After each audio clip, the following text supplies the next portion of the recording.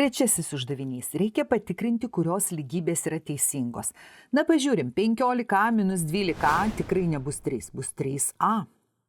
Dabar čia, pagal skirstomumo dėsnį, jeigu mes sudauginsim 3 su a ir 3 su b, tai aš gausiu 3a minus 3b. Vėl neteisinga. Dabar čia, atskliaudžiu skliaustelius. Jeigu turime minus a minus b, atskliausiu skliaustelius, bus minus a plus b. Prie skliaustelius buvo minuso ženklas, reiškia mes priešingus skaičius rašom.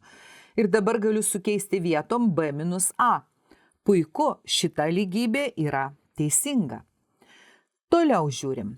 B atimti iš a atimti b. Štai tokį skirtumą. Iš b atimam a ir b skaičių skirtumą. Atskliaudžiu skliaustelius, b minus a, minus ir minus plus b. Tai aš gaunu 2b minus a. Vėlgi teisinga.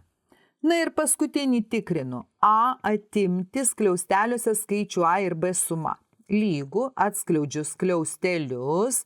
Kągi aš gausiu, a minus a atsiima ir minus b. Tai nėra lygu b. Šitas neteisingas. 3 neteisingi ir 2 teisingi. 2 lygybės yra teisingos. Įsprendėm.